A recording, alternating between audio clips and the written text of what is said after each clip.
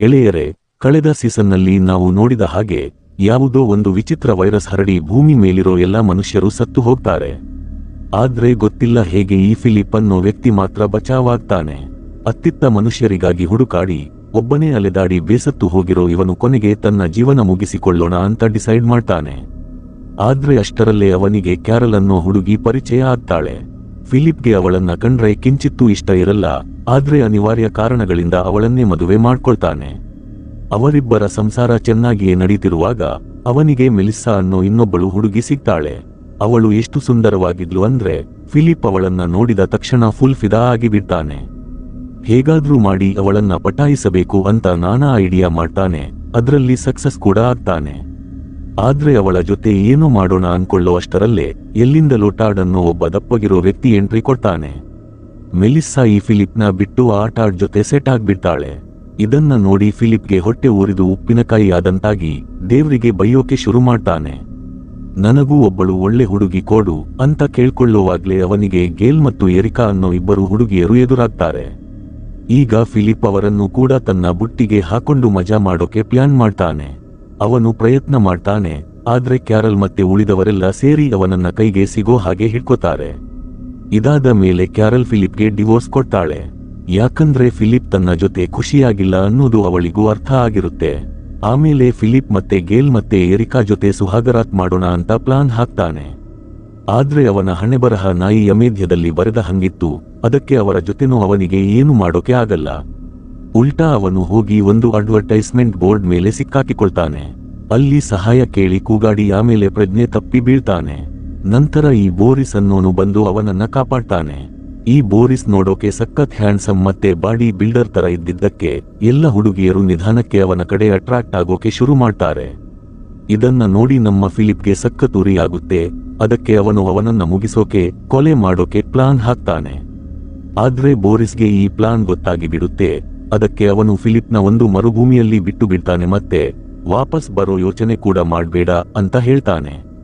ಇತ್ತ ಕಡೆ ಸ್ಪೇಸ್ನಲ್ಲಿ ಒಬ್ಬ ಆಸ್ಟ್ರೋನಾಟ್ ತನ್ನ ಸ್ಪೇಸ್ ಶಟಲ್ನಿಂದ ಭೂಮಿಗೆ ಕಾಂಟ್ಯಾಕ್ಟ್ ಮಾಡೋಕೆ ಪದೇ ಪದೇ ಟ್ರೈ ಮಾಡ್ತಿರ್ತಾನೆ. ಅತ್ತ ಫಿಲಿಪ್ ಮರುಭೂಮಿಯಲ್ಲಿ ಬಿದ್ದು ತನ್ನ ಹಣೆಬರಹಕ್ಕೆ ಬೈಕೊಳ್ತಿರ್ತಾನೆ, ನನ್ನ ಬಾಳಲ್ಲಿ ಯಾಕಪ್ಪ ಹೀಗಾಯ್ತು, ಇನ್ನು ಸಾಯೋದು ಗ್ಯಾರಂಟಿ ಅಂತ. ಆದ್ರೆ ಅಷ್ಟರಲ್ಲಿ ಕ್ಯಾರಲ್ ಅಲ್ಲಿಗೆ ಬಂದು ಅವನಿಗೆ ಹೇಳ್ತಾಳೆ, ನಡಿ ಒಂದು ಹೊಸ ಶುರು ಮಾಡೋಣ ಅಂತ ಹೇಳಿ ಅವರಿಬ್ಬರು ಕಾರ್ ಹಕ್ಕೊಂಡು ಅಲ್ಲಿಂದ ಹೊರಡ್ತಾರೆ. ಅಲ್ಲಿಂದಾನೇ ನಮ್ಮ ಮುಂದಿನ ಸೀಸನ್ ಶುರುವಾಗುತ್ತೆ.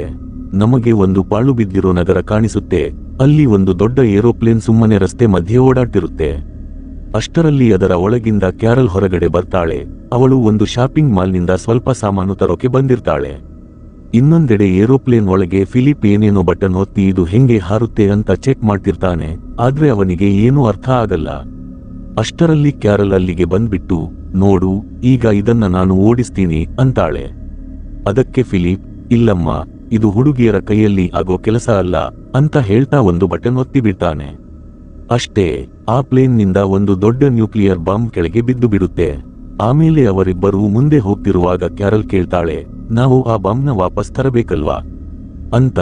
ಅದಕ್ಕೆ ಫಿಲಿಪ್, ಅಯ್ಯೋ ಬಿಡು ಮಾರಾಯ್ತಿ, ಈ ಊರಲ್ಲಿ ನಮ್ಮಿಬ್ಬರನ್ನ ಬಿಟ್ಟರೆ ಇನ್ಯಾರು ಇದ್ದಾರೆ, ಸುಮ್ಮನೆ ಯಾಕೆ ಅಷ್ಟೊಂದು ಕಷ್ಟಪಟ್ಟೀಯ ಅಂತ ಹೇಳ್ತಾನೆ. ಕ್ಯಾರಲ್ ಕೂಡ ಸರಿ ಅಂತ ಒಪ್ಪಿಕೊಳ್ತಾಳೆ. ಆಮೇಲೆ ಅವರಿಬ್ಬರು ವಾಪಸ್ ಮನೆಗೆ ಬರ್ತಾರೆ. ಆ ಕಿರಾತಕರು ವೈಟ್ ಹೌಸ್ನಲ್ಲಿ ವಾಸ ಮಾಡ್ತಿರ್ತಾರೆ. ಮುಂದೆ ಅವರಿಬ್ಬರಿಗೂ ಮಾಡೋಕೆ ಕೆಲಸವೇ ಇರಲ್ಲ. ಅದಕ್ಕೆ ಅವರು ಒಂದು ಪ್ಲಾಸ್ಟಿಕ್ ಸ್ವಿಮ್ಮಿಂಗ್ ಪೂಲ್ ತುಂಬಾ ಮದ್ಯ, ದಾರು ತುಂಬಿಸಿ ಅದರಲ್ಲೇ ಸ್ನಾನ ಮಾಡ್ತಾ ಅದನ್ನೇ ಕುಡಿತಾ ಇರ್ತಾರೆ. ಇದನ್ನೆಲ್ಲ ನೋಡಿದ್ರೆ ಫಿಲಿಪ್ ಕ್ಯಾರಲ್ನನ್ನು ಕೂಡ ತನ್ನಂತೆಯೇ ಬದಲಾಯಿಸಿದ್ದಾನೆ ಎಂಬುದು ನಮಗೆ ತಿಳಿಯುತ್ತದೆ. ಆಮೇಲೆ ಅವರಿಬ್ಬರು ಟೈಮ್ ಪಾಸ್ ಮಾಡೋಕೆ ಇಡೀ ಮನೆಯನ್ನ ಪುಡಿ ಪುಡಿ ಮಾಡ್ತಾರೆ. ರಾತ್ರಿಯಾದ ಮೇಲೆ ಫಿಲಿಪ್ ತನ್ನ ಆಟದ ಸಾಮಾನುಗಳನ್ನೆಲ್ಲ ಸೇರಿಸಿ ಒಂದು ಮೀಟಿಂಗ್ ಮಾಡ್ತಾನೆ. ತಾನೇ ಪ್ರೆಸಿಡೆಂಟ್ ಆಗಿ ಅವರೆಲ್ಲರ ಮುಂದೆ ಒಂದು ಭರ್ಜರಿ ಭಾಷಣ ಬಿಡ್ತಾನೆ. ಇನ್ನೊಂದು ಕಡೆ ಕ್ಯಾರಲ್ ಪ್ರೆಸಿಡೆಂಟ್ ಹೆಂಡತಿಯ ಬಟ್ಟೆಗಳನ್ನ ಹಾಕಿಕೊಂಡು ನೋಡ್ತಿರ್ತಾಳೆ. ಇದೆಲ್ಲ ಅವಳಿಗೆ ತುಂಬಾನೇ ಖುಷಿ ಕೊಟ್ಟಿರುತ್ತೆ.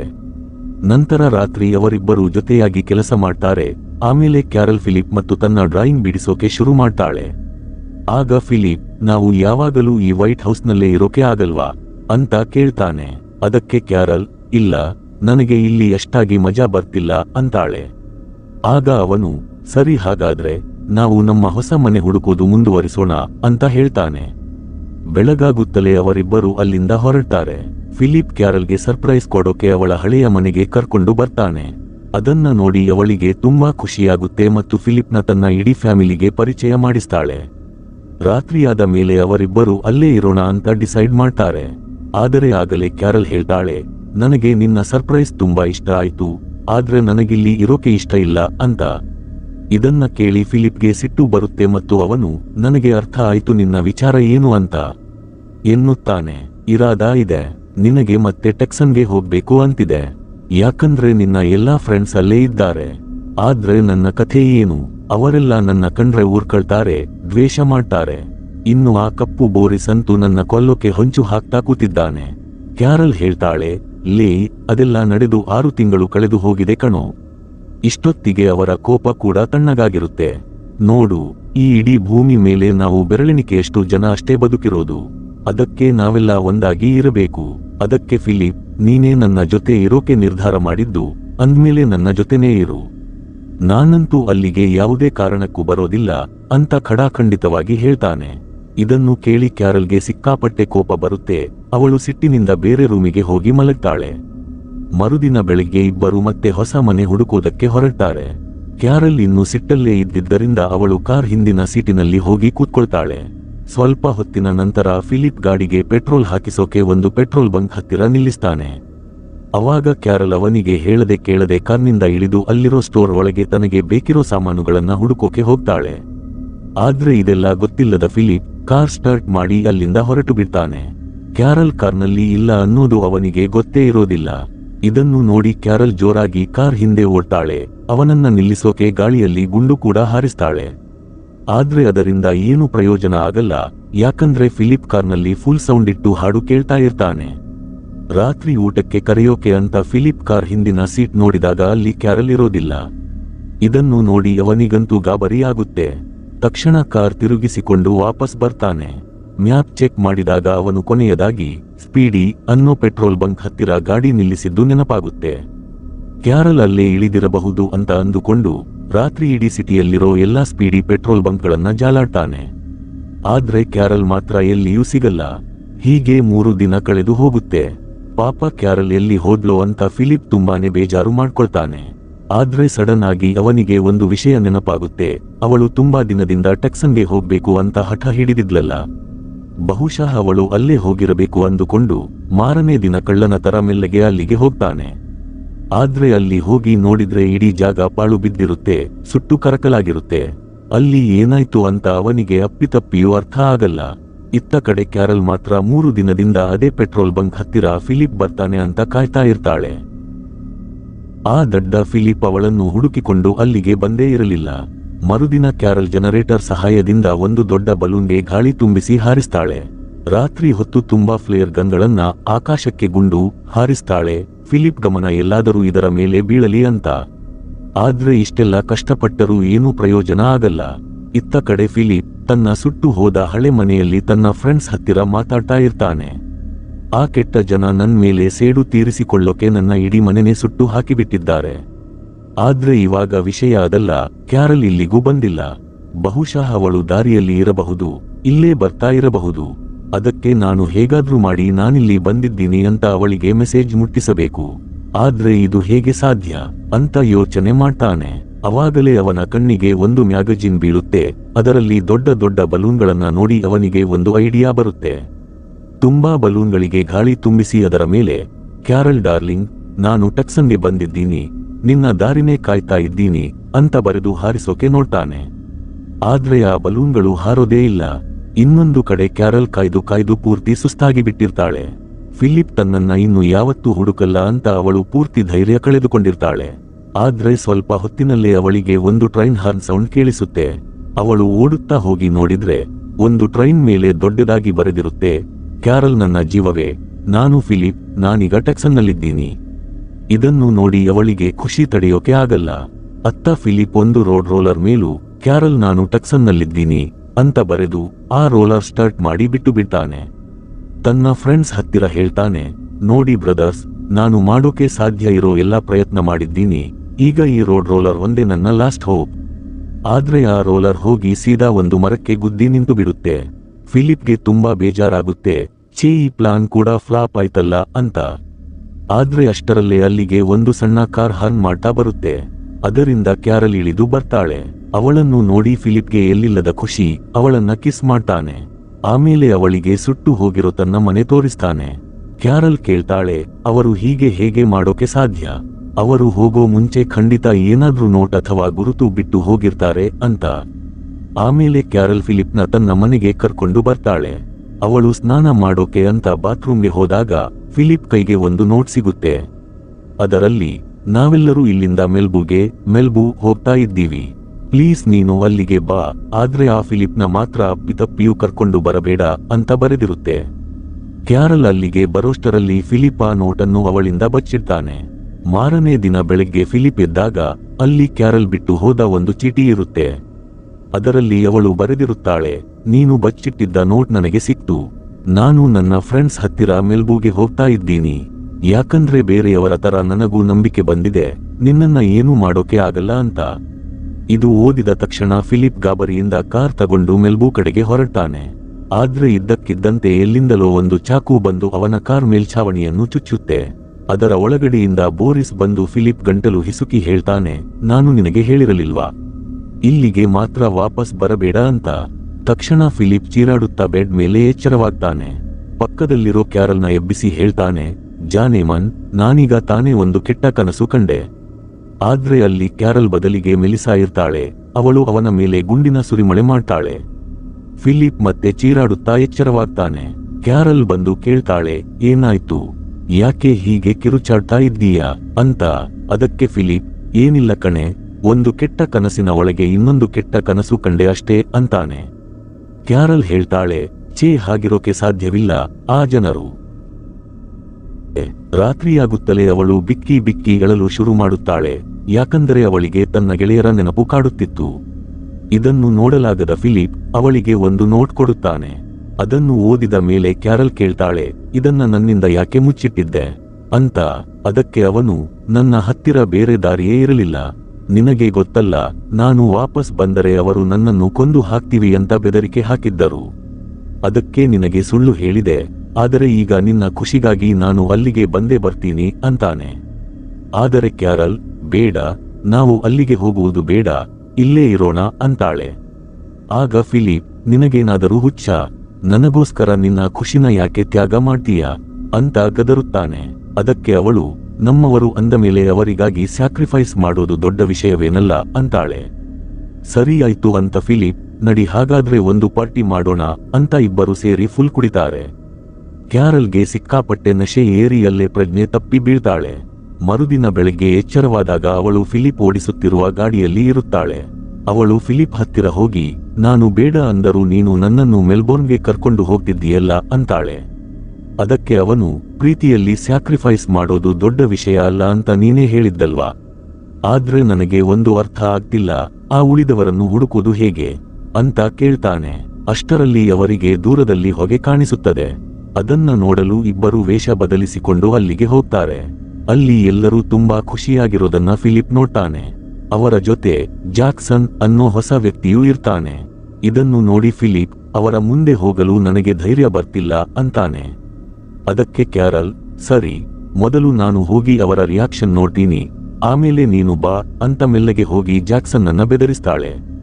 ಪಾಪ, ಆ ಶಾಕ್ಗೆ ಅವನಿಗೆ ಹಾರ್ಟ್ ಅಟ್ಯಾಕ್ ಆಗಿ ಅಲ್ಲೇ ಸತ್ತು ಹೋಗ್ತಾನೆ. ಆಮೇಲೆ ಜಾಕ್ಸನ್ನ ಹೂತು ಹಾಕ್ತಾರೆ. ಎಲ್ಲರೂ ಅವನ ಬಗ್ಗೆ ಒಂದೆರಡು ಮಾತು ಹೇಳ್ತಾರೆ. ಕ್ಯಾರಲ್ ಸರದಿ ಬಂದಾಗ, ಜಾಕ್ಸನ್ ಭಾಯ್, ನೀನು ಸ್ವರ್ಗಕ್ಕೆ ಹೋಗು ಅಂತ ಹಾರೈಸ್ತೀನಿ, ಆದ್ರೆ ನೀನು ನರಕಕ್ಕೂ ಹೋಗಬಹುದು. ಯಾಕಂದ್ರೆ ನೀನು ಎಂತವನು ಅಂತ ನನಗೆ ಗೊತ್ತಿಲ್ಲ ಅಂತಾಳೆ. ಫಿಲಿಪ್ ಇದೆಲ್ಲವನ್ನು ದೂರದಿಂದಲೇ ನೋಡ್ತಿರ್ತಾನೆ. ಆಮೇಲೆ ಕ್ಯಾರಲ್ ಅವನ ಹತ್ತಿರ ಬಂದಾಗ ಅವನು, ಆ ಸತ್ತ ಹೋದ ಗೂಬೆ ಯಾರು ಅಂತ ಕೇಳ್ತಾನೆ. ಕ್ಯಾರಲ್, ಅವನ ಹೆಸರು ಜಾಕ್ಸನ್, ಎರಿಕಾ ಅವನನ್ನು ತುಂಬಾ ಪ್ರೀತಿಸ್ತಿದ್ದಳು ಅಂತಾಳೆ. ಫಿಲಿಪ್, ಅದೆಲ್ಲ ಇರಲಿ, ನಾನು ಅವರನ್ನ ಭೇಟಿ ಮಾಡಬಹುದಾ ಅಂತ ಕೇಳಿದ್ದಕ್ಕೆ, ಈಗ ಬೇಡ, ಅವರೆಲ್ಲ ಜಾಕ್ಸನ್ ಸತ್ತಿದ್ದಕ್ಕೆ ತುಂಬಾ ದುಃಖದಲ್ಲಿದ್ದಾರೆ ಅಂತಾಳೆ. ಹಾಗಾದ್ರೆ ನೀನು ನನ್ನ ಬಗ್ಗೆ ಅವರಿಗೆ ಹೇಳಲೇ ಇಲ್ವಾ ಅಂತ ಫಿಲಿಪ್ ಕೇಳಿದಾಗ, ಇಲ್ಲ, ಸಮಯ ಬಂದಾಗ ಹೇಳ್ತೀನಿ ಅಂತ ಹೇಳಿ ಅವಳು ಮೆಲಿಸ್ಸಾಳನ್ನು ಮಾತನಾಡಿಸಲು ಹೋಗ್ತಾಳೆ. ಮೆಲಿಸ್ಸಾ ಇವಳನ್ನು ನೋಡಿ ಫುಲ್ ಖುಷಿಯಾಗಿ, ನನ್ನ ನೋಟ್ ನಿನಗೆ ಸಿಕ್ಕಿದ್ದು ಒಳ್ಳೆದಾಯ್ತು, ನಿನ್ನನ್ನ ತುಂಬಾ ಮಿಸ್ ಮಾಡ್ಕೊತಿದ್ದೆ. ಅಂದ ಹಾಗೆ ಆ ಫಿಲಿಪ್ ಎಲ್ಲಿ ಬಂದಿಲ್ವಾ ಅಂತ ಕೇಳ್ತಾಳೆ. ಈ ಪ್ರಶ್ನೆಯಿಂದ ತಪ್ಪಿಸಿಕೊಳ್ಳಲು ಕ್ಯಾರಲ್ ಬೇಕಂತಲೇ ತನ್ನ ಮೇಲೆ ಚಹಾ ಚೆಲ್ಲಿಕೊಂಡು, ಇರು, 2 ನಿಮಿಷದಲ್ಲಿ ತೊಳೆದುಕೊಂಡು ಬರ್ತೀನಿ, ಆಮೇಲೆ ಮಾತಾಡೋಣ ಅಂತ ಬಾತ್ರೂಮ್ಗೆ ಓಡ್ತಾಳೆ. ಅಲ್ಲಿ ಬೋರಿಸ್ ಬಂದು, ಹೇಗಿದ್ದೀಯಾ ನನ್ನ ಜಾನೆ ಅಂತ ಕೇಳ್ತಾನೆ. ಕ್ಯಾರಲ್, ಸಾರಿ, ನಾನು ಒಂದು ಹೇಳದೆ ಕೇಳದೆ ಹೋದದ್ದಕ್ಕೆ ಅಂತಾಳೆ. ಅಷ್ಟರಲ್ಲಿ ಗೇಲ್ ಅಲ್ಲಿಗೆ ಬಂದು ಕ್ಯಾರಲ್ ಮುಂದೆ ಬೇಕಂತಲೇ ಬೋರಿಸ್ನ ಕಿಸ್ ಮಾಡಿ, ಇವನು ಈಗ ನನ್ನವನು ಅಂತ ತೋರಿಸಿಕೊಳ್ಳುತ್ತಾಳೆ. ನಂತರ ಎಲ್ಲರೂ ಒಟ್ಟಿಗೆ ಕೂತಾಗ ಎರಿಕಾ ಅಳ್ತಾನೆ ಇರ್ತಾಳೆ. ಟಾಡ್ ಕ್ಯಾರಲ್ಗೆ, ಕೊನೆಯ ಬಾರಿ ನೋಡಿದಾಗ ನೀನು ಫಿಲಿಪ್ಗೆ ಊಟ ತಗೊಂಡು ಹೋಗ್ತಿದ್ದೆ ಅಂತ ನೆನಪಿಸ್ತಾನೆ. ಬೋರಿಸ್, ನೀನು ಅವನ ಜೊತೆನೇ ಇರ್ತಿದ್ದೀಯಾ ಅಂದಾಗ, ಹೌದು ಅಂತಾಳೆ. ಗೇಲ್, ಅವನನ್ನ ಇಲ್ಲಿಗೆ ಕರ್ಕೊಂಡು ಬರದೇ ಇದ್ದದ್ದೇ ಒಳ್ಳೆದಾಯ್ತು ಅಂತಾಳೆ. ಮೆಲಿಸ್ಸಾ, ಅವನು ನಿನ್ನನ್ನ ಕಿಡ್ನ್ಯಾಪ್ ಮಾಡಿದ್ದನ? ನಿನ್ನಂತವಳು ಆ ದಡ್ಡನ ಜೊತೆ ಹೇಗೆ ಹೋಗ್ತೀಯಾ ಅಂತ ಕೇಳ್ತಾಳೆ. ಕ್ಯಾರಲ್, ಇಲ್ಲ, ನನ್ನ ಇಷ್ಟದಿಂದಲೇ ಅವನ ಜೊತೆ ಹೋಗಿದ್ದೆ ಅಂತಾಳೆ. ಆಗ ಎರಿಕಾ, ಹಾಗಾದ್ರೆ ಅವನನ್ನು ನನ್ನ ಜಾಕ್ಸನ್ ತರಾನೇ ಬೆದರಿಸಿ ಕೊಂದು ಹಾಕಿದ್ಯಾ ಅಂತ ಕೇಳಿದಾಗ ಕ್ಯಾರಲ್ ಗಾಬರಿಯಲ್ಲಿ, ಇಲ್ಲ, ಅವನು ತನ್ನಷ್ಟಕ್ಕೆ ತಾನೇ ಸತ್ತು ಹೋದ ಅಂತ ಸುಳ್ಳು ಹೇಳ್ತಾಳೆ. ಇದನ್ನು ಕೇಳಿ ಎಲ್ಲರೂ ಶಾಕ್ ಆಗ್ತಾರೆ. ಆಮೇಲೆ ಕ್ಯಾರಲ್ ಇದೆಲ್ಲವನ್ನು ಫಿಲಿಪ್ಗೆ ಹೇಳಿದಾಗ ಅವನು, ನಿನ್ನ ತಲೆಯಲ್ಲಿ ಏನಿರೋದು, ಸಗಣಿನ ಅಂತ ಬೈತಾನೆ. ಕ್ಯಾರಲ್, ನನ್ನ ಬಾಯಲ್ಲಿ ಹೆಂಗೆ ಬಂದು ಬಿಟ್ಟು, ನಾನು ಎಲ್ಲ ಸರಿ ಮಾಡ್ತೀನಿ, ಸ್ವಲ್ಪ ಟೈಮ್ ಕೊಡು ಅಂತಾಳೆ. ಆಗ ಫಿಲಿಪ್, ಅದೆಲ್ಲ ಇರಲಿ, ಈಗ ಆ ಕರಿಯ ಬೋರಿಸ್ ನೀನು ಸಿಂಗಲ್ ಅಂದುಕೊಂಡು ನಿನ್ನ ಲೈನ್ ಹಾಕೋಕೆ ನೋಡ್ತಾನೆ, ಅವಾಗ ಏನ್ ಮಾಡ್ತೀಯಾ ಅಂತ ಕೇಳ್ತಾನೆ. ಫಿಲಿಪ್ಗೆ ಕ್ಯಾರಲ್ ಹೇಳ್ತಾಳೆ, ನೀನು ಬೋರಿಸ್ ಬಗ್ಗೆ ತಲೆ ಕೆಡಿಸಿಕೊಳ್ಳಬೇಡ, ಅವನು ಈಗ ಗೇಲ್ ಜೊತೆ ಸೆಟ್ ಆಗಿದ್ದಾನೆ. ಆಮೇಲೆ ಅವಳು ಟಾಡ್ ಮತ್ತು ಮೆಲಿಸ್ಸಾ ಹತ್ತಿರ ಹೋಗಿ ಫಿಲಿಪ್ ಎಂತಹ ಒಳ್ಳೆಯವನು ಅಂತ ನಂಬಿಸಲು ಒಂದು ಕಟ್ಟುಕತೆ ಹೇಳ್ತಾಳೆ. ತನ್ನ ಡ್ರಾಯಿಂಗ್ ತೋರಿಸುತ್ತಾ, ನಾವು ಬೆಟ್ಟದ ಮೇಲಿರುವ ಒಂದು ಶೆಲ್ಟರ್ಗೆ ಹೋಗಿದ್ದೆವು.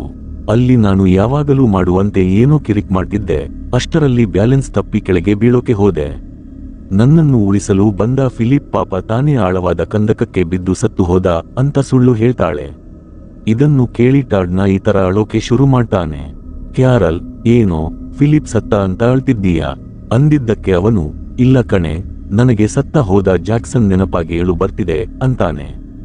ಕ್ಯಾರಲ್ ಕೋಪದಲ್ಲಿ, ಒಂದು ದಿನ ನೀನು ಫಿಲಿಪ್ ನೆನಪಲ್ಲೂ ಅಳ್ತೀಯಾ ನೋಡ್ತಿರು ಅಂತಾಳೆ. ಆದರೆ ಟಾಡ್ ಮಾತ್ರ, ಅದು ಯಾವತ್ತೂ ನಡೆಯಲ್ಲ ಅಂತ ಖಡಾಖಡಿಯಾಗಿ ಹೇಳ್ತಾನೆ. ಕ್ಯಾರಲ್ ಪ್ಲಾನ್ ಫ್ಲಾಪ್ ಆದ ಮೇಲೆ ಅವಳು ಇನ್ನೊಂದು ಐಡಿಯಾ ಮಾಡ್ತಾಳೆ. ಸಮುದ್ರದ ದಡದಲ್ಲಿ ಫಿಲಿಪ್ ಹೆಸರು ಬರೆದು ಜೋರಾಗಿ ಅಳೋಕೆ ನಾಟಕ ಮಾಡ್ತಾಳೆ. ಅಷ್ಟರಲ್ಲಿ ಅಲ್ಲಿಗೆ ಬಂದ ಬೋರಿಸ್ ಅವಳಿಗೆ ಸಮಾಧಾನ ಮಾಡೋ ನೆಪದಲ್ಲಿ ಕಿಸ್ ಮಾಡೋಕೆ ಹೋಗ್ತಾನೆ. ಕ್ಯಾರಲ್ ತಕ್ಷಣ ಅವನನ್ನು ತಳ್ಳುತ್ತಾಳೆ. ಈ ವಿಷಯವನ್ನು ಫಿಲಿಪ್ ಹತ್ತಿರ ಹೇಳಿ, ನೋಡು, ಆ ಕರಿಯ ಬೋರಿಸ್ ಇನ್ನು ನನ್ನ ಹಿಂದೆನೆ ಬಿದ್ದಿದ್ದಾನೆ, ಅಲ್ಲಿ ಸಮುದ್ರದ ಹತ್ತಿರ ನನಗೆ ಕಿಸ್ ಮಾಡೋಕೆ ಬಂದಿದ್ದ ಅಂತಾಳೆ. ಇದನ್ನು ಕೇಳಿ ಫಿಲಿಪ್ಗೆ ಶಾಕ್ ಆಗುತ್ತೆ. ಆಮೇಲೆ ಕ್ಯಾರಲ್ ಅವನಿಗೆ ಒಂದು ವಾಕಿ ಟಾಕಿ ಕೊಟ್ಟು, ನಾನು ಸಿಗ್ನಲ್ ಕೊಟ್ಟ ತಕ್ಷಣ ನೀನು ಅವರ ಮುಂದೆ ಬಂದು ಬಿಡು ಅಂತಾಳೆ. ಫಿಲಿಪ್ ಹೆದರಿಕೊಂಡು, ಬೇಡ ಕಣೆ, ಅವರು ನನ್ನನ್ನು ಕೊಂದು ಹಾಕ್ತಾರೆ ಅಂತಾನೆ. ಅದಕ್ಕೆ ಅವಳು, ಏನೂ ಆಗಲ್ಲ, ಒಂದು ವೇಳೆ ಅವರು ನಿನ್ನ ಮೇಲೆ ಕೈ ಮಾಡಿದರೆ ನಾವು ವಾಪಸ್ ಟಕ್ಸನ್ಗೆ ಹೋಗೋಣ, ಮತ್ತೆ ಇಲ್ಲಿಗೆ ಬರಲೇಬೇಡ ಅಂತ ಭರವಸೆ ಕೊಟ್ಟಾಳೆ. ಅವಳು ವಾಪಸ್ ತನ್ನ ಫ್ರೆಂಡ್ಸ್ ಹತ್ತಿರ ಹೋಗಿ ಎಲ್ಲರನ್ನೂ ಸೇರಿಸಿ, ಫಿಲಿಪ್ ಬಗ್ಗೆ ಏನಾದರೂ ಒಂದು ಒಳ್ಳೆಯ ಮಾತು ಹೇಳಿ ಅಂತಾಳೆ. ಟಾಡ್ ಹೇಳ್ತಾನೆ, ಅವನು ನನ್ನನ್ನು ಮರುಭೂಮಿಯಲ್ಲಿ ಸಾಯೋಕೆ ಬಿಟ್ಟು ಬಂದಿದ್ದನ್ನು ನಾನು ಮರೆಯಲ್ಲ. ಬೋರಿಸ್ ಹೇಳ್ತಾನೆ, ಅವನು ನನ್ನನ್ನು ಕೊಲ್ಲೋಕೆ ನೋಡಿದ್ದನ್ನು ನಾನು ಮರೆಯಲ್ಲ. ಮೆಲಿಸ್ಸಾ ಹೇಳ್ತಾಳೆ, ಅವನು ನನ್ನ ಜೊತೆ ಸುಹಾಗರಾತ್ ಮಾಡೋಕೆ ಏನೆಲ್ಲ ಕಸರತ್ತು ಮಾಡಿದ್ದ ಅಂತ ನನಗೆ ಗೊತ್ತು. ಗೇಲ್ ಮತ್ತು ಎರಿಕಾ ಕೂಡ, ಅವನು ನಮಗೆ ಸುಳ್ಳು ಹೇಳಿ ಮೋಸ ಮಾಡಿದ್ದ ಅಂತ ಬೈತಾರೆ. ಅಂದರೆ ಅವರೆಲ್ಲ ಫಿಲಿಪ್ನನ್ನು ಅಷ್ಟು ದ್ವೇಷಿಸುತ್ತಿದ್ದರು. ಕ್ಯಾರಲ್ ವಿಷಯ ತಿರುಗಿಸಿ, ಹಾ ಹಾ, ಅರ್ಥವಾಯಿತು, ನೀವೆಲ್ಲ ಫಿಲಿಪ್ನನ್ನು ತುಂಬಾ ಮಿಸ್ ಮಾಡ್ತಿದ್ದೀರಾ ಅಲ್ವಾ, ಇಗೋ ನೋಡಿ ನಿಮ್ಮ ಮುಂದೆ ನಿಮ್ಮ ಪ್ರೀತಿಯ ಫಿಲಿಪ್ ಅಂತಾಳೆ. ಆದರೆ ದೂರದಿಂದ ಇದೆಲ್ಲವನ್ನು ನೋಡ್ತಿದ್ದ ಫಿಲಿಪ್ಗೆ ಇದು ಸರಿಯಾದ ಸಮಯವಲ್ಲ ಅಂತ ಅರ್ಥವಾಗಿ ಅಲ್ಲಿಂದ ಕಾಲ್ಕಿತ್ತಿರುತ್ತಾನೆ. ರಾತ್ರಿ ಕ್ಯಾರಲ್ ಎಲ್ಲರಿಗೂ ಸತ್ಯ ಹೇಳ್ತಾಳೆ. ಫಿಲಿಪ್ಗೆ ಇಲ್ಲಿ ಬರೋಕೆ ಇಷ್ಟ ಇರಲಿಲ್ಲ, ಬರೀ ನನಗೋಸ್ಕರ ಬಂದಿದ್ದಾನೆ. ನೀವೆಲ್ಲ ಅವನನ್ನು ಸಾಯಿಸ್ತೀರಾ ಅಂತ ಗೊತ್ತಿದ್ದರೂ ಅವನು ಈ ರಿಸ್ಕ್ ತಗೊಂಡಿದ್ದಾನೆ. ಅವನು ಈಗ ಮೊದಲಿನ ತರ ಇಲ್ಲ, ಬದಲಾಗಿದ್ದಾನೆ. ಅದಕ್ಕೆ ನಾನು ಸುಳ್ಳು ಹೇಳಿದೆ ಅಂತ ಹೇಳಿ ಅಲ್ಲಿಂದ ಹೋಗೋಕೆ ನೋಡ್ತಾಳೆ. ಮೆಲಿಸ್ಸಾ ಸಮಾಧಾನವಾಗಿ, ಸರಿ, ಅವನು ಬದಲಾಗಿದ್ದಾನೆ ಅಂದ್ರೆ ನಾವು ಅವನಿಗೆ ಒಂದು ಚಾನ್ಸ್ ಕೊಡ್ತೀವಿ ಅಂತಾಳೆ. ಅಷ್ಟರಲ್ಲಿ ಫಿಲಿಪ್ ಕೈಯಲ್ಲಿ ಗನ್ ಹಿಡಿದು ಬಂದು, ಯಾರಾದರೂ ಅಲ್ಲಾಡಿದರೆ ಶೂಟ್ ಮಾಡಿಬಿಡ್ತೀನಿ, ನಾನು ಇಲ್ಲಿಗೆ ಕ್ಷಮೆ ಕೇಳೋಕೆ ಬಂದಿದ್ದೀನಿ, ನಂಬಿ ಗೆಳೆಯರೆ, ನಾನು ಈಗ ಹಳೆ ಟರ್ಕಿ ಫಿಲಿಪ್ ಅಲ್ಲ, ನಾನು ಬದಲಾಗಿದ್ದೇನೆ ಅಂತ ಕಿರುಚುತ್ತಾನೆ. ಕ್ಯಾರಲ್ ಶಾಕ್ ಆಗಿ, ಲೇ ದಡ್ಡ, ನಾನು ಆವಾಗಲೇ ಇವರನ್ನೆಲ್ಲ ಒಪ್ಪಿಸಿದ್ದೀನಿ ಕಣೋ ಅಂತಾಳೆ. ಇದನ್ನು ಕೇಳಿ ಫಿಲಿಪ್ ಖುಷಿಯಾಗಿ, ನಿಮಗೆ ನನ್ನಿಂದ ಇನ್ಮುಂದೆ ಯಾವುದೇ ತೊಂದರೆ ಆಗಲ್ಲ, ಮತ್ತೆ ಯಾಕೆ ಹೆದರ್ತಿದ್ದೀರಾ? ಈ ಗನ್ ನಕಲಿ ಕಣ್ರೋ ಅಂತ ನಗ್ತಾನೆ. ಆದರೆ ಮುಂದಿನ ದೃಶ್ಯದಲ್ಲಿ ಬೋರಿಸ್ ಅವನನ್ನು ಜೈಲಿನಲ್ಲಿ ಹಾಕಿದಂತೆ ಒಂದು ಕಡೆ ಕೂಡಿ ಹಾಕ್ತಾನೆ. ನಾವು ನಿನ್ನನ್ನು ಮನಸಾರೆ ಕ್ಷಮಿಸುವವರೆಗೂ ನೀನು ಇಲ್ಲೇ ಇರಬೇಕು ಅಂತಾನೆ. ಮರುದಿನ ಬೆಳಗ್ಗೆ ಫಿಲಿಪ್ಗೆ ಸಿಕ್ಕಾಪಟ್ಟೆ ಬಾಯಾರಿಕೆ ಆಗಿ ನೀರಿಗಾಗಿ ಕೂಗಾಡ್ತಾನೆ. ಮೆಲಿಸ್ಸಾ ನೀರು ತಂದುಕೊಟ್ಟು ಅಲ್ಲಿಂದ ಹೋಗ್ತಾಳೆ. ಆದರೆ ಅವನಿಗೆ ಕೈ ಕಟ್ಟಿದ್ದರಿಂದ ನೀರು ಕುಡಿಯೋಕೆ ಆಗಲ್ಲ. ಅಷ್ಟರಲ್ಲಿ ಬೋರಿಸ್ ಗನ್ ತಗೊಂಡು ಬಂದು ಗಾಳಿಯಲ್ಲಿ ಗುಂಡು ಹಾರಿಸಿ ಅವನನ್ನು ಹೆದರಿಸ್ತಾನೆ. ಸದ್ದು ಕೇಳಿ ಅಲ್ಲಿಗೆ ಬಂದ ಕ್ಯಾರಲ್, ಏಯ್ ಕರಿಯಾ, ಏನ್ ಮಾಡ್ತಿದ್ದೀಯಾ ಅಂತ ಕೇಳ್ತಾಳೆ. ಬೋರಿಸ್ ನಗ್ತಾ, ನಾನು ಸುಮ್ಮನೆ ಮಜಾ ಮಾಡ್ತಿದ್ದೆ ಅಂತಾನೆ. ಆದರೆ ಆ ಗುಂಡಿನ ಸದ್ದಿಗೆ ಫಿಲಿಪ್ ಪ್ಯಾಂಟ್ನಲ್ಲಿ ಉಚ್ಚೆ ಮಾಡಿಕೊಂಡಿರುತ್ತಾನೆ. ಅವಳು ಪ್ಯಾಂಟ್ ಬದಲಾಯಿಸಿ ಹೇಳ್ತಾಳೆ, ನಿಮ್ಮ ಜನಕ್ಕೆ ಏನಾಗಿದೆ? ಇಂಥ ಶಿಕ್ಷೆಗಳನ್ನ ಹಳೆ ಕಾಲದಲ್ಲಿ ಕೊಟ್ಟಿದ್ರು. ಅದಕ್ಕೆ ಟಾಡ್ ಸಿಟ್ಟಿನಿಂದ ಹೇಳ್ತಾನೆ, ಇವನು ನಮ್ಮ ಮೇಲೆ ಗನ್ ತೋರಿಸಿದ್ದ, ಇವನಿಗೆ ಎಷ್ಟು ಶಿಕ್ಷೆ ಕೊಟ್ಟರೂ ಕಮ್ಮಿನೇ. ಆಮೇಲೆ ಎಲ್ಲರೂ ಸೇರಿ ಫಿಲಿಪ್ಗೆ ಇನ್ನೊಂದು ಶಿಕ್ಷೆ ಡಿಸೈಡ್ ಮಾಡ್ತಾರೆ. ಅದರಂತೆ ಅವನನ್ನ 5 ವಾರಗಳ ಕಾಲ ಒಂದು ರೂಮಿನಲ್ಲಿ ಕೂಡಿ ಹಾಕಬೇಕು ಅಂತ ನಿರ್ಧಾರ ಮಾಡ್ತಾರೆ. ಈ ಶಿಕ್ಷೆ ಫಿಲಿಪ್ಗೂ ಸರಿ ಅನ್ಸುತ್ತೆ, ಹಾಗಾಗಿ ಅವನು ಒಪ್ಪಿಕೊಳ್ತಾನೆ.